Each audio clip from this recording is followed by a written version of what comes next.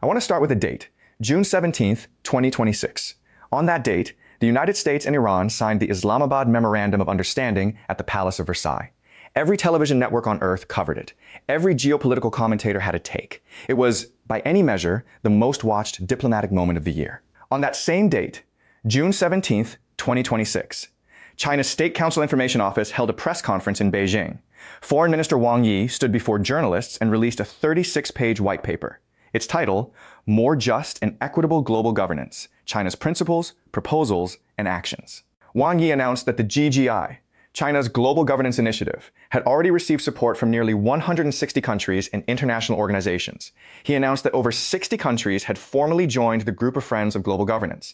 He announced that China would host the inaugural Xiong'an Global Governance Forum this autumn. And he confirmed that the World AI Cooperation Organization, a new global body to govern artificial intelligence, was being accelerated. Nobody was watching. Every camera was on Versailles.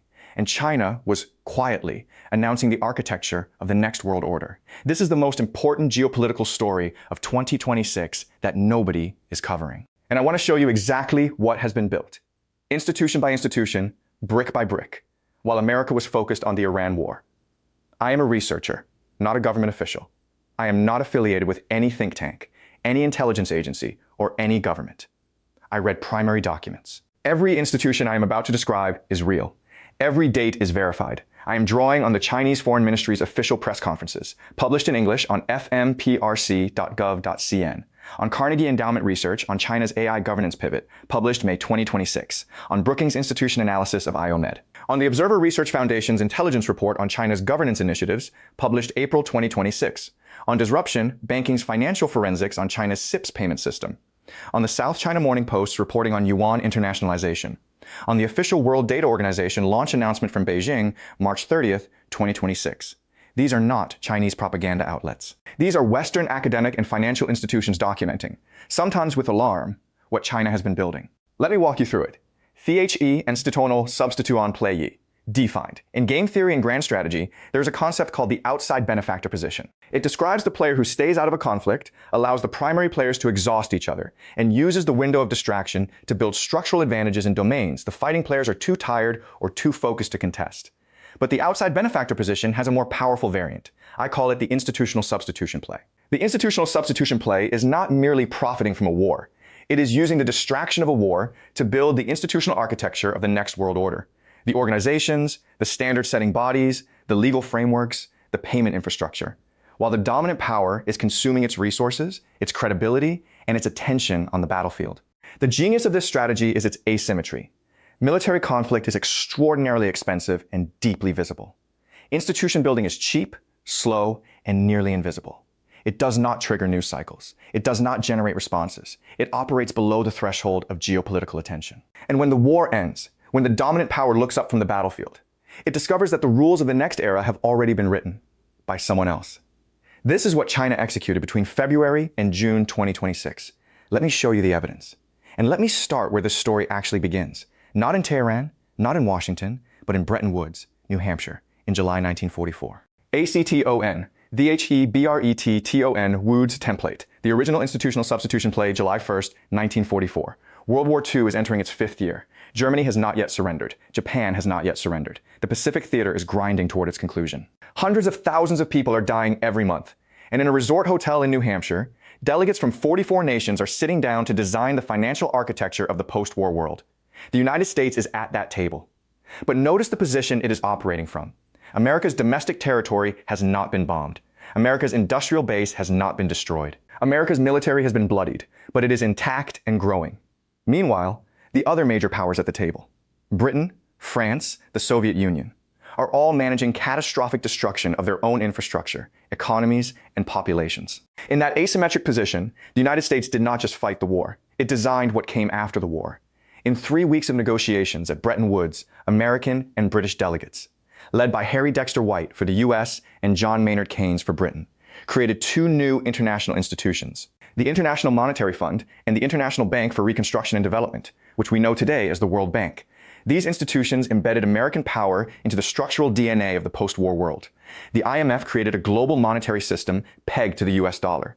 The World Bank created a lending architecture that American influence shaped and directed for decades. Add the General Agreement on Tariffs and Trade, which became the WTO, and you have the full Bretton Woods architecture, a world order built by the power that emerged from World War II, with the most resources, the least damage, and the clearest strategic vision. Now here's the question I want you to hold in your mind.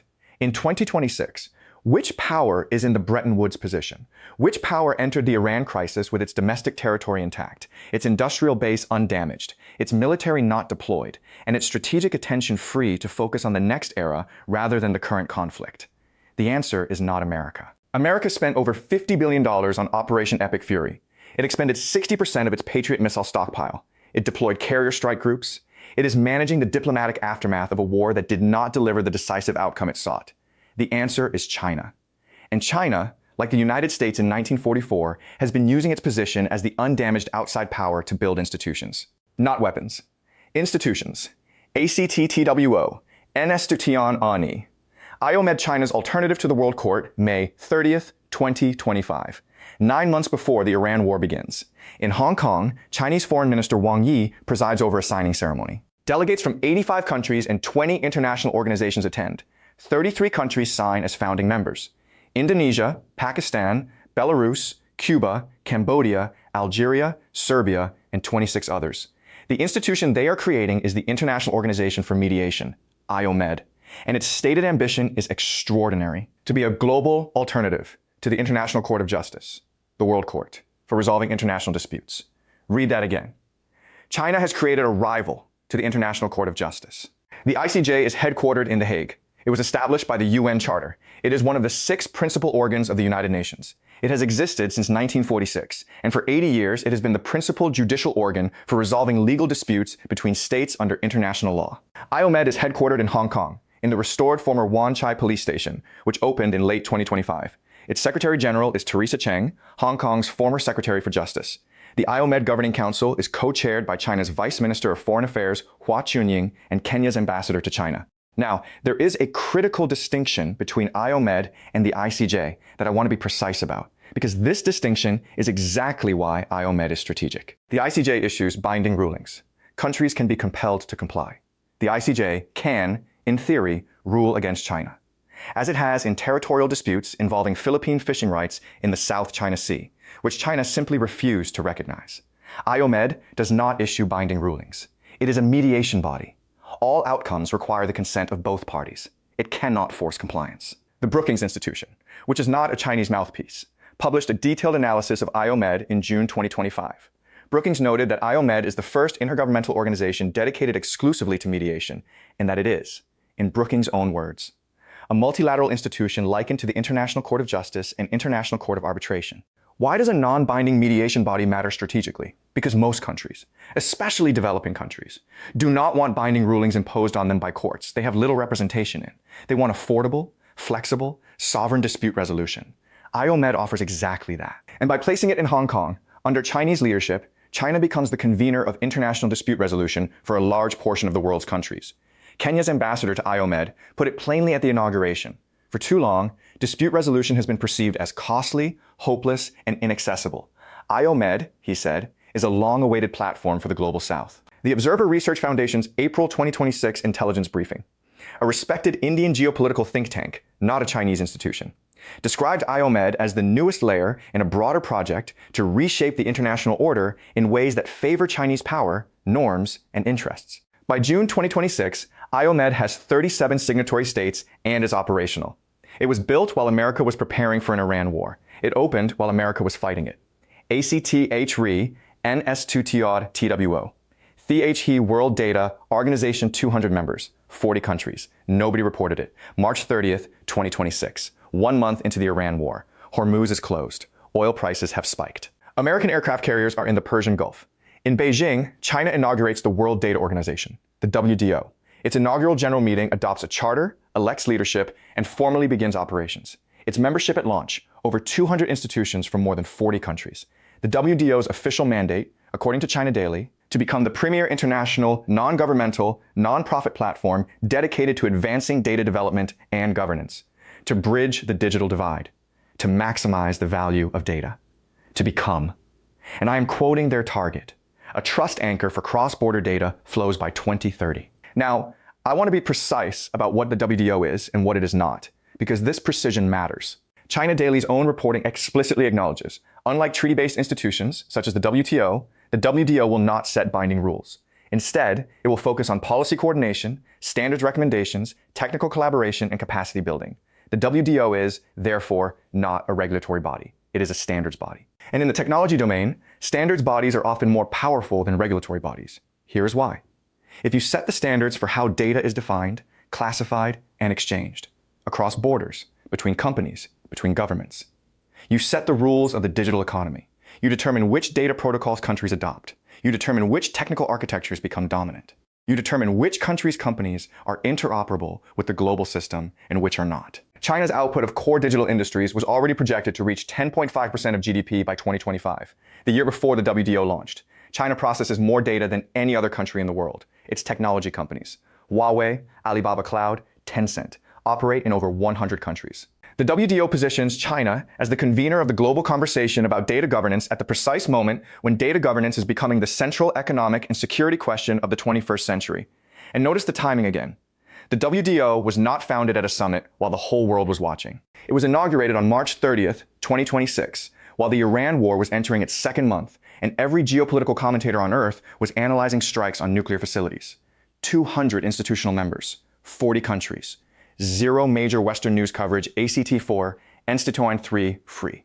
WAICO, the AI standard setting race, and why America is losing at July 26th, 2025, 6 months before the Iran war. Chinese Premier Li Qiang is standing at the World Expo Exhibition and Convention Center in Shanghai at the opening ceremony of the 2025 World Artificial Intelligence Conference. More than 1,000 high-level representatives from over 40 countries and international organizations are in the room. Over 800 companies are exhibiting, 3,000 high-tech products, 40 large language models, 50 AI-powered devices, and Premier Li announces the creation of a new international organization, the World AI Cooperation Organization, WAICO, to be headquartered in Shanghai. Its purpose, to shape global standards for artificial intelligence. This is not a minor announcement. This is China positioning itself as the global convener of AI governance at the precise moment when AI governance is becoming one of the most consequential questions in human history. The Carnegie Endowment for International Peace, which published a detailed analysis of China's AI pivot in May 2026, described WAICO's strategic logic with forensic precision. Carnegie noted that China's approach to AI diplomacy has 2 tracks running simultaneously. Track 1, working through existing UN institutions. In 2024, the UN General Assembly adopted by consensus a Chinese-sponsored resolution connecting AI, sustainable development, and national sovereignty. Track 2, building informal bodies that complement UN processes with China as the convener and standard setter. Carnegie also identified the 13-point roadmap in China's Global AI Governance Action Plan, covering multilateral collaboration on AI safety, infrastructure, data standards, and sustainable development. This is not vague aspiration. This is a documented strategic framework with numbered action items. And now compare this directly to the American approach. At the Paris AI Summit in February 2025, Vice President J.D. Vance made America's position explicit. The U.S. priority was to win the AI race, and safety concerns were, in his framing, hindrances. At the New Delhi AI Summit, the U.S. delegation's message was what White House AI policy advisor Sriram Krishnan called promoting American dominance of the AI stack. We want to make sure the world uses the American AI stack. That means from the bottom up. It means our semiconductors and advanced AI chips, NVIDIA, AMD, Google's TPUs. Carnegie's assessment of this contrast is striking. America's AI action plan, Carnegie found, touches on diplomacy only to the extent of countering Chinese influence in international governance bodies, not articulating any positive governance agenda of its own. Here is the asymmetry in strategic terms. China is proposing a multilateral framework that 200-plus countries can join, regardless of their level of AI development. America is proposing that countries adopt the American technology stack, which means buying American chips, running American models, operating on American infrastructure. For a country in Southeast Asia, in Africa, in the Middle East, which offer is more attractive? A multilateral framework that treats you as a sovereign participant? Or a dependency relationship with American technology companies? WAICO's founding accelerated through the Iran war period. By June 17, 2026, the day of the Versailles signing, Wang Yi confirmed at his press conference that China was stepping up preparations for WAICO and that the 2026 World AI Conference in Shanghai, scheduled for July 2026, would be the platform for its formal advancement. The conference is weeks away. WAICO's launch is imminent. ACT5, THE, Scurency, Layer, CS breaks all-time records, and nobody connected it to the war. Now I want to add a fourth dimension to this picture, because the 3 institutions I have described, IOMed, WDO, WAICO, are the visible layer of what China has been building. But there is a financial infrastructure layer underneath them that is equally significant, and it moved in ways that are directly connected to the Iran war. CIPS, China's cross-border interbank payment system, launched in 2015 as an alternative to SWIFT. For a decade, it has been growing steadily. A parallel financial rail that can process cross-border transactions in Chinese yuan rather than US dollars. In March 2026, the second month of the Iran war, CIPS broke all-time records. On a single day, the system processed 1.22 trillion yuan in transactions, approximately 178.5 billion US dollars, across nearly 42,000 transactions. Both of those figures are all-time highs. The average daily transaction value for March climbed to 920.45 billion yuan, the highest level in a year, and a nearly 50% rise from February's 619.74 billion yuan. Disruption Banking, which covered this story in detail in April 2026, identified the driver clearly. Ding Shuang, chief economist for Greater China and North Asia at Standard Chartered, said, "The Middle East conflict may have acted as a catalyst. When U.S. sanctions threatened any party paying Iran's Hormuz transit fees, companies trading in oil-needed payment rails that were not subject to U.S. Treasury enforcement. CIPS provided exactly that." By the end of March 2026, CIPS had connected over 5,000 institutions in its network, and Beijing had recently undertaken the first major update to CIPS business rules in 8 years, moving it toward a global platform capable of handling multi-currency settlements. And then, on June 16th, the day before the Versailles signing, the People's Bank of China signed agreements with 26 financial institutions to enhance cross-border payments using the digital yuan, the eCNY. Starting from January 1st, 2026, eCNY wallets have already begun yielding interest, transforming the digital currency from a payment mechanism into something that resembles a savings instrument. Let me put the currency picture in context with some honest precision, because I do not want to overstate this. The yuan SWIFT share stands at 3.17%. Its global reserve share is below 3%. It is a diversification tool for most holders, not a core reserve currency. UBS's Global Wealth Management Chief Investment Office rates the yuan as attractive within global currency preferences for diversification, not a wholesale swap from the dollar. But here is the analytical point that matters. The yuan does not need to replace the dollar to succeed as a strategic instrument. It only needs to create enough non-dollar capacity that countries facing US sanctions can root around them. That capacity has just reached a new all-time high, and the Iran war accelerated its adoption faster than 5 years of normal growth would have done. In cross-border yuan settlement for China's own international trade, the South China Morning Post reported that the first 3 quarters of 2025 saw 13 trillion yuan settled, up 11% year-on-year, accounting for 39% of China's goods trade. That is 4 times the level before the first US-China trade war in 2017. ACTS6, THE, Dumint That, LHED, ONCHED, HE Same DAAS, THE MOU, June 17th, 26. A deliberate parallel I want to return to the date I started with, because I now want you to see it differently. June 17th, 2026, the day of the Versailles MOU signing. On that day, China released a 36-page white paper, published in 8 languages, titled More Just and Equitable Global Governance, China's Principles, Proposals, and Actions. The white paper was announced by Foreign Minister Wang Yi at a press conference in Beijing. It was released by the State Council Information Office, China's highest state media authority. It was the most comprehensive formal articulation of China's global governance vision ever published in English. Was the timing a coincidence? I want to be precise. I cannot prove intent. Governments release white papers on dates that have domestic significance, on dates that follow long planning cycles, on dates that happen to align with other events. I am not asserting that China timed the white paper to the MOU signing deliberately, but I want you to consider the effect, regardless of intent. On the day the world was watching America and Iran sign a ceasefire, China published its blueprint for the next world order.